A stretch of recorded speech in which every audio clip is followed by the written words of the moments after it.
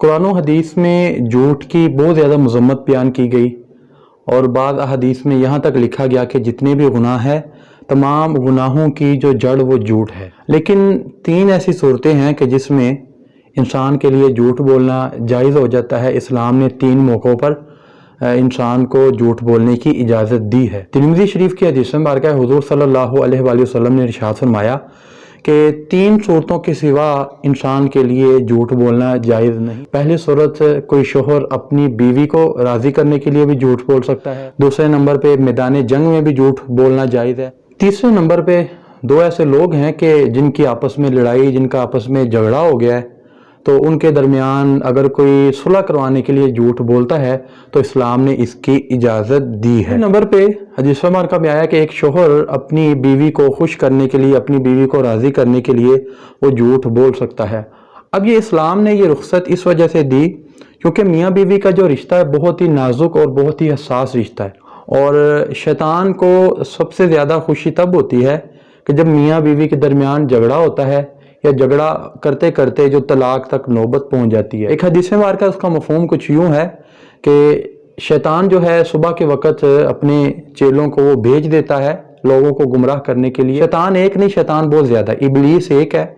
लेकिन जिस तरह हज़रत आदम अलैहिस्सलाम उनकी औलाद में आगे दिन ब दिन इजाफा हो रहा है, इसी तरह शैतान की जो ज़ुर्रियत है उसमें भी इजाफा हो रहा है। तो जब भी कोई इंसान का बच्चा पैदा होता है तो उसके साथ एक शैतान का भी बच्चा पैदा होता है जो कि 24 घंटे उस इंसान के साथ रहता है और उसको गुमराह करने की कोशिश करता रहता है। तो सुबह के वक़्त शैतान के जो चेले हैं अपनी ड्यूटियों पर निकल जाते हैं, तो रात के वक़्त जब वो सब इकट्ठे होते हैं तो बड़ा जो शैतान है वो पूछता है छोटे चेलों से कि भाई आज आप लोगों ने कौन कौन से कारनामे सर अंजाम दिए। तो एक शैतान कहता है कि भाई एक शख्स वज़ू कर रहा था, मैंने वज़ू में उसको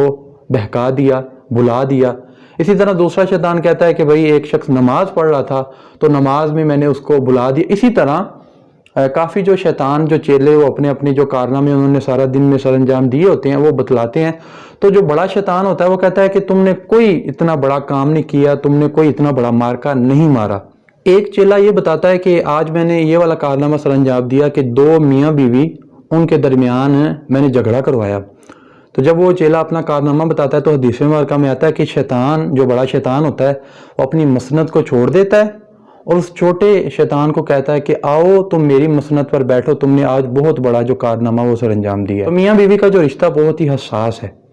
तो अगर बीवी को खुश करने के लिए कभी कभार, ये नहीं कि बंदा आदत ही बना ले, तो बीवी को खुश करने के लिए अगर कभी कभार बंदा झूठ बोल लेता है तो दीन इस्लाम ने, शरीयत ने इसकी इजाज़त दी। मिसाल के तौर पे एक बीवी वो सारा दिन काम कर कर के वो थकी हुई, तो उसने आपके लिए खाना भी बनाया, तो वो आपके मुंह की तरफ देख रही है कि मेरा जो शोहर है, अब मैंने जो खाना तैयार किया है इसके बारे में क्या कमेंट करता है, क्या राय कायम करता है। तो खाना जो है वो शोहर को पसंद नहीं आया, उसमें नमक कम है, मिर्चें ज़्यादा हो गई हैं, उसका टेस्ट अच्छा नहीं है। बीवी के चेहरे से ये ज़ाहिर हो रहा है कि उसकी ये ख्वाहिश है कि शोहर उसकी तारीफ़ करे। तो अगरचे हकीकत में खाना आपको मज़ेदार नहीं लगा, लेकिन आप बीवी को खुश करने के लिए आप झूठ की ये तारीफ़ कर सकते हैं कि भाई आज खाना आपने बड़ा लजीज बनाया है, आज आपने खाना बहुत ही मज़ेदार बनाया है। तो ये इस्लाम ने आपको इसकी इजाज़त दी है और ये इजाज़त इस वजह से है ताकि मियाँ बीवी के दरमियान जो रिश्ता है वो मजबूती के साथ उस्तवार रहे, वो मजबूती के साथ कायम रहे। दूसरी जो सूरत बयान की गई कि हालत जंग में भी झूठ बोल सकते हैं। मिसाल के तौर पे जंग हो रही है और एक मुसलमान गिर चुका है नीचे, काफिर उस पर गालिब आ गया है। अब मुसलमान काफिर को कहता है कि ठीक है आप मुझे छोड़ दें, मैं जब खड़ा हो जाऊंगा आप अगर मुझे छोड़ देंगे तो मैं चुप करके मैं चला जाऊंगा, मैं आप पे जो अटैक वो नहीं करूंगा। तो काफिर वो मुसलमान को छोड़ देता है। तो मुसलमान जब उठ जाता है तो तलवार पकड़ के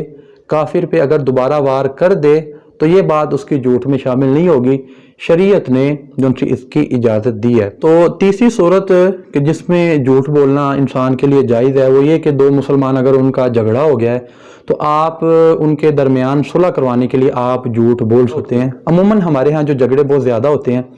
उसकी सबसे बड़ी वजह ये होती है कि जो मुनाफिक किस्म के जो लोग होते हैं हम उनकी पट्टियों पर चल रहे होते हैं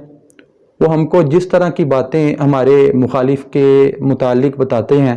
ہم ان کو آنکھیں بند کر کے تسلیم کر لیتے ہیں۔ تو وہ کیا کرتا ہے کہ چونکہ اس کے اپنے مفادات ہوتے ہیں منافق شخص کے، وہ ادھر کی بات اٹھا کے ادھر کرتا ہے، ادھر کی بات اٹھا کے ادھر کرتا ہے، اور اپنی طرف سے وہ ملمہ سازی بھی کرتا ہے۔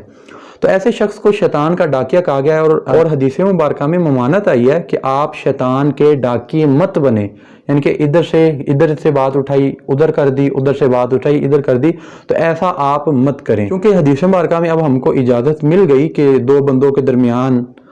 صلح کروانے کے لیے ہم جھوٹ بول سکتے ہیں۔ تو اس کا طریقہ کار کیا ہے؟ اس کا طریقہ کار یہ ہے کہ دو بھائی ہیں، ان کے درمیان جھگڑا چل رہا ہے، ان کی لڑائی ہو گئی۔ اب ہم سب سے پہلے چھوٹے بھائی کے پاس جاتے ہیں۔ اب جب ہم چھوٹے بھائی کے پاس جاتے ہیں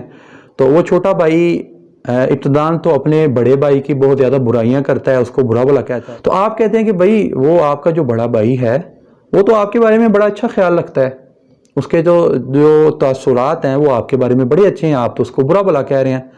تو اگرچہ اس کا جو بڑا بھائی ہے وہ اس طرح کا اس کے متعلق کوئی بھی گمان نہیں ہے، لیکن اگر آپ یہ بات کریں گے تو وہ جو چھوٹا بھائی ہے اس کے لہجے میں تھوڑی سی نرمی۔ اسی طرح آپ چھوٹے سے اٹھ کے جب آپ بڑے بھائی کے پاس جائیں گے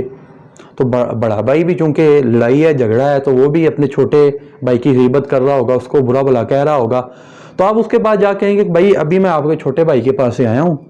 وہ تو آپ کی بڑی تعریفیں کر رہا تھا، وہ کہہ رہا تھا کہ میرا بڑا بھائی ہے، اگر انہوں نے زیادتی کر لی یا مجھے کچھ برا بھلا کہہ لیا تو بڑا بھائی تو باپ کی جگہ پہ ہوتا ہے، تو یہ کوئی ایسی بات نہیں ہے، وہ خود ہی مجھے نہیں بلاتے، تو اگرچہ ہمارا جھگڑا ہو گیا ہے لیکن ابھی بھی میرے دل میں اس کے لیے محبت اور اس کے لیے ادب کا ایک جو رشتہ وہ اسی جگہ پہ قائم۔ یہاں پہ یہ دیکھیں کہ دونوں بھائی اگرچہ ان کے جو اذہان وہ ایک دوسرے کے خلاف ہیں، انہوں نے ایک دوسرے کی کسی قسم کی کوئی بھی تعریف نہیں کی، لیکن اگر آپ جاتے ہیں اور آپ یہ اس طرح کی باتیں ایکسچینج کر دیتے ہیں اپنی طرف سے، حالانکہ انہوں نے اس طرح کی کوئی بھی بات نہیں کی، تو اس سے پھر فائدہ یہ ہوگا کہ دونوں کے دلوں میں ایک جو قدورت اور جو عداوت ہوگی اس میں کمی آ جائے گی، اور بہت حد تک یہ امکان ہے کہ وہ ان دونوں کے درمیان صلح بھی ہو جائے۔ حالانکہ وہ جو دونوں اشخاص ہیں، حالانکہ دونوں جو بھائی ہیں ان کے ایک دوسرے کے متعلق پہلے ایسے اذہان نہیں تھے، تو چونکہ حدیث مبارکہ میں ہمیں اس چیز کی اجازت دی گئی تو اس وجہ سے یہ جھوٹ میں شامل نہیں ہوگا، اور ہمیں اس طرح کی کوششیں کرتے رہنا چاہیے۔ تو اس سے بڑھ کے کیا ہے کہ دو جو مسلمان ہیں ان کے درمیان جھگڑا تھا، لڑائی تھی، آپ کے اس چھوٹے سے کام کی وجہ سے ان کے درمیان صلح ہو گئی، تو اس سے بڑھ کے ہمیں کیا چاہیے؟ تو اللہ تعالیٰ سے دعا ہے کہ اللہ تعالیٰ ہمارے علم و عمل میں اضافہ فرمائے۔